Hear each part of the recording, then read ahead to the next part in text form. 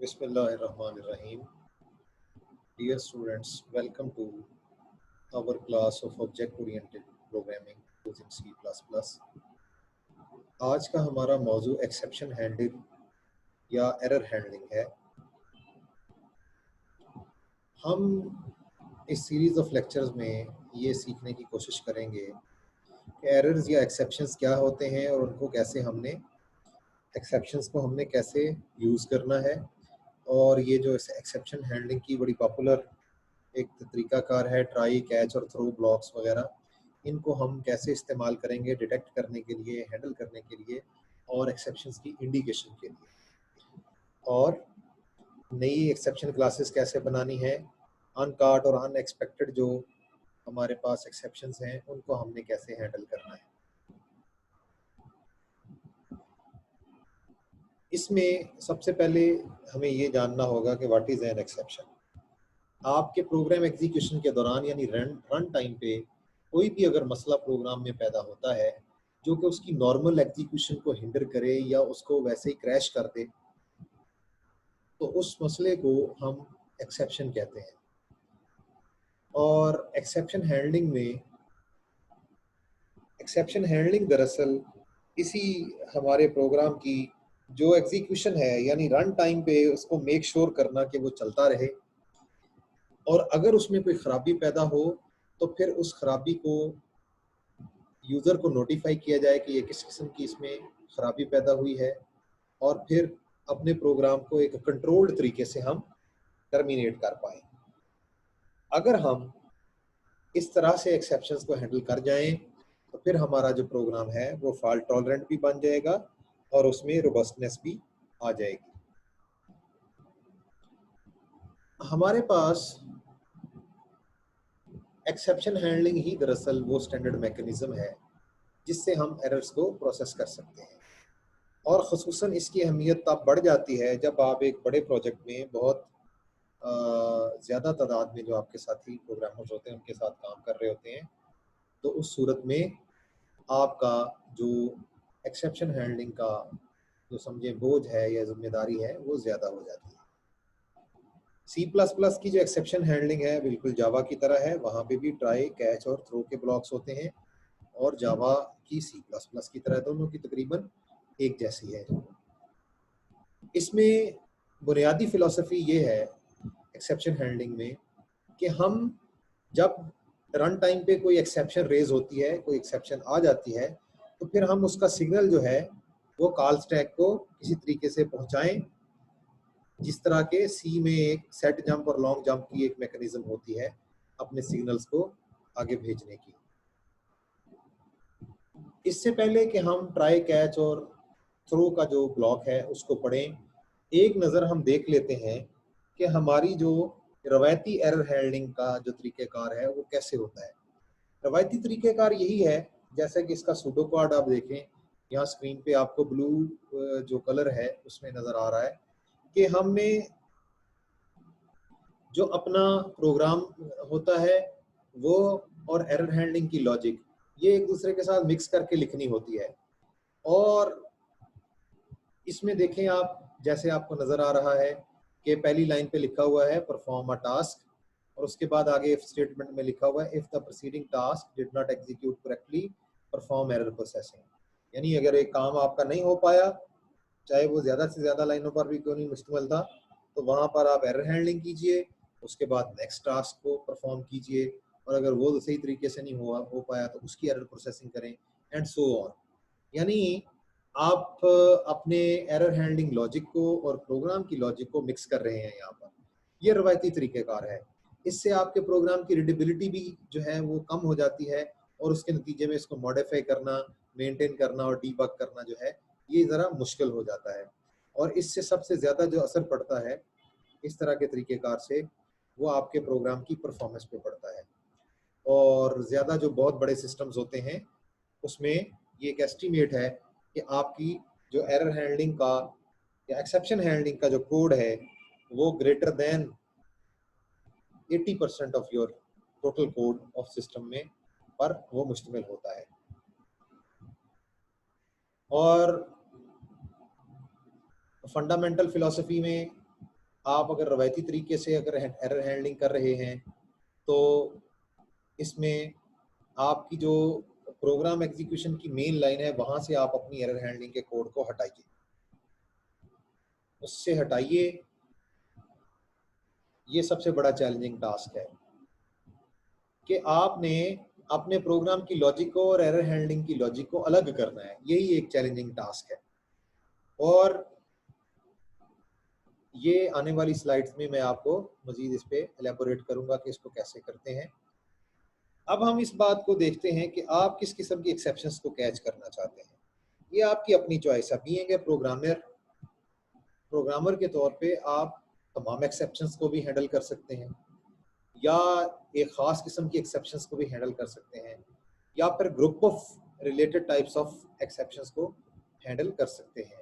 यानी आपकी अपनी चॉइस है व्हाट टाइप ऑफ एक्सेप्शंस और group of types of exceptions या ऑल एक्सेप्शंस, किस किस्म के एक्सेप्शंस ने जो है वो आप हैंडल करना चाहते हैं। उसके बाद इसका फंडामेंटल फिलॉसफी में ये है कि आपका प्रोग्राम जो है उसमें आप इतनी सलाहियत डालें, इतनी उसके अंदर कैपेबिलिटी डालें through incorporation of exception handling code के वो एक्सेप्शन से रिकवर करने के काबिल हो, एक्सेप्शंस को हाइड करने के काबिल हो। और फिर ये एक्सेप्शंस जो हैं इनको जो चेन ऑफ कमांड आपकी यानी चलती आ रही है, जो हायरार्की है आपके प्रोग्राम के एग्जीक्यूशन की, चाहे वो फंक्शन कॉल्स हैं या फिर ऑब्जेक्ट्स हैं या फिर आगे, यानी जिस तरह भी आपकी प्रोग्राम की एग्जीक्यूशन जिस चेन में हो रही है उसको अपने से हायर लेवल पे और उससे अगले लेवल पे किस तरह से एक्सेप्शंस को पास करना है, ये भी एक्सेप्शन हैंडलिंग का हिस्सा है। और कुछ एक्सेप्शंस ऐसी होती हैं जिनको इग्नोर कर सकते हैं आप और किसी और मॉड्यूल को या किसी और प्रोग्राम को जो है वो एक्सेप्शंस हैंडल करने दीजिए। एक एक्सेप्शन क्या चीज़ है? C++ की नज़र में एक्सेप्शन एक क्लास है और ये जो सिस्टम की एक्सेप्शन क्लासेस होती हैं, बेस क्लासेस, उसी से इसको ड्राइव किया जाता है। और अगर कोई एक्सेप्शनल या एरर की सिचुएशन आ जाती है तो आपका प्रोग्राम जो होता है ये बुनियादी तौर पे एक्सेप्शन क्लास का एक ऑब्जेक्ट थ्रो करता है। दोबारा सुन लें, चूंकि ऑब्जेक्ट ओरिएंटेड की बात हो रही है और एक्सेप्शन हैंडलिंग की बात हो रही है, तो इसमें ये आप जान लें कि हमारा जो प्रोग्राम होता है जब उसमें कोई एरर या एक्सेप्शन आती है तो वो क्या करता है, वो एक्सेप्शन क्लास का एक ऑब्जेक्ट जो होता है उसको थ्रो कर देता है, जो कि हमारी कॉल स्टैक के ऊपर आ जाता है। और हमारा जो कॉलिंग प्रोग्राम है फिर वो ये कर सकता है कि वो इन क्लासेस के ऑब्जेक्ट्स में से जो सर्टन ऑब्जेक्ट्स हैं उनको कैच कर ले और फिर उस ऑब्जेक्ट की इंफॉर्मेशन की बेस पे नेसेसरी एक्शन ले ले। ये एक्सेप्शन की जो क्लास है ये बेस क्लास है स्टैंडर्ड की C++ की तमाम एक्सेप्शंस की, और इसके अंदर ये मुख्तलिफ डिराइव्ड क्लासेस जो हैं, एक्सेप्शन की क्लास मुख्तलिफ डिराइव्ड क्लासेस आपको फ्राहम करती है, जिसके अंदर एक वर्चुअल फंक्शन होता है व्हाट। और ये व्हाट जो होता है दरअसल यही हमें बताता है कि एरर मैसेज क्या है, किस किस्म की एक्सेप्शन है और क्या उसके अंदर मैसेज है, ये व्हाट से हमें पता चलता है। जैसे अब आप एक मिसाल को देखिए कि हम डिवाइडेड बाय ज़ीरो जो है इसकी एक्सेप्शन को कैसे हैंडल करेंगे। इसका डेव C++ का कोड आपके सामने है और इसमें तरीक़ेकार ये अपनाया गया है कि एक हमने हेडर फाइल बनाई है जो कि डिवाइडेड बाय ज़ीरो एक्सेप्शन को यहाँ पे पहले डिफाइन करेगी और फिर इस हेडर फाइल को हम अपने अगले प्रोग्राम में इंक्लूड करके एक्सेप्शंस को हैंडल करेंगे। तो सबसे पहले देखिए इसकी तीसरी लाइन से हम शुरू करते हैं, हैश इंक्लूड std एक्सेप्ट। ये स्टैंडर्ड जो एक्सेप्शन की हेडर फाइल है इसको इंक्लूड कर लेता है, जिसके अंदर रन टाइम एरर की जो फाइल है वो शामिल है। उसके बाद यूजिंग की कमांड है, using std run time underscore error. ये स्टैंडर्ड C++ लाइब्रेरी की क्लास है रन टाइम एरर। उसके बाद हम एक क्लास डिफाइन कर रहे हैं इस हेडर फाइल में जिसका नाम है डिवाइडेड बाय ज़ीरो एक्सेप्शन, और इसको हम इनहेरिट कर रहे हैं रन टाइम एरर से, यानी इसको हम पब्लिक इनहेरिटेंस दे रहे हैं रन टाइम एरर से। और इसके पब्लिक सेक्शन में हमने एक कंस्ट्रक्टर जो है वो डिफाइन करना है, divided by zero exception. Divided by zero exception वही नाम है जो क्लास का नाम है। ये बुनियादी तौर पे एक कंस्ट्रक्टर है और इसके अंदर रन टाइम एरर जो है उसको हमने एक डिफॉल्ट एरर मैसेज जो है वो स्पेसिफाई कर दिया, attempted two divided by zero. और इस तरह ये हमारा कंस्ट्रक्टर जो है ये डिफाइन हो गया। अब आप देखें कि ये हेडर फाइल क्या करेगी।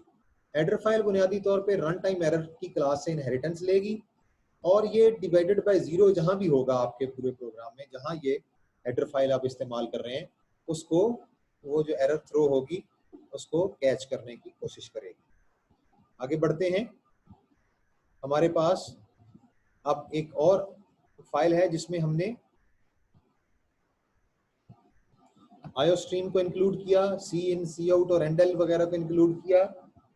और उसके बाद एक और इंक्लूड की कमांड है divided by zero exception dot H. ये वही फाइल है, हेडर फाइल, जो हमने अभी बनाई है। अब क्या होगा, हमने एक फंक्शन डिफाइन किया है डबल क्वोशंट के नाम से। इसके अंदर न्यूमरेटर और डिनोमिनेटर के दो इंटीजर के आर्गुमेंट्स या पैरामीटर्स पास कर रहे हैं। इसकी बॉडी में हमने लिखा है if denominator is double equal to zero, यानी यहाँ पे कंपैरिजन हुआ है, यानी अगर डिनोमिनेटर जीरो है तो हम डिवाइडेड बाय जीरो एक्सेप्शंस को थ्रो कर रहे हैं। थ्रो करने के बाद हम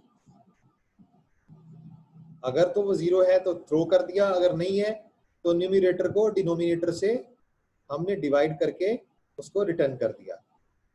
उसके बाद हमारा जो मेन फंक्शन है उसको देखिए कि मेन फंक्शन हमारा, इसके अंदर नंबर वन इंटीजर एक वेरिएबल है जिसका नाम है नंबर वन। उसके बाद एक और इंटीजर वेरिएबल है नंबर टू और डबल एक वेरिएबल है रिजल्ट।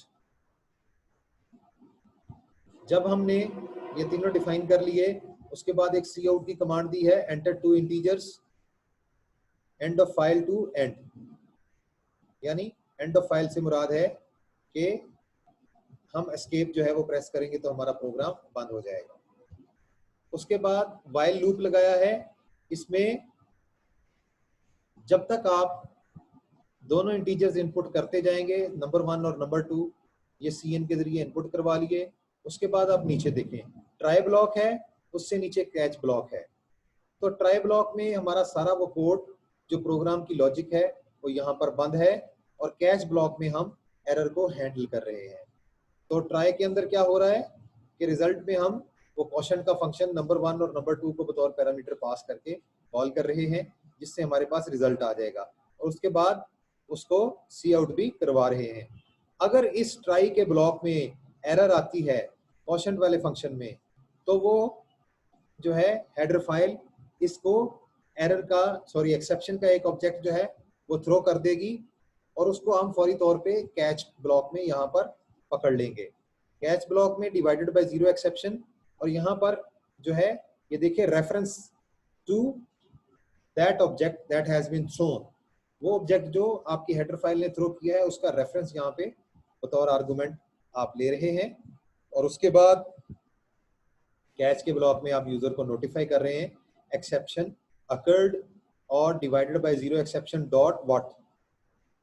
ये वही वर्चुअल फंक्शन है जो आपको एरर मैसेज के बारे में बताएगा। और उसके बाद एंड पे सी आउट की कमांड दोबारा दे दी, दोबारा दोनों इंटीजर्स को इनपुट करने के लिए हमने यूजर को कह दिया।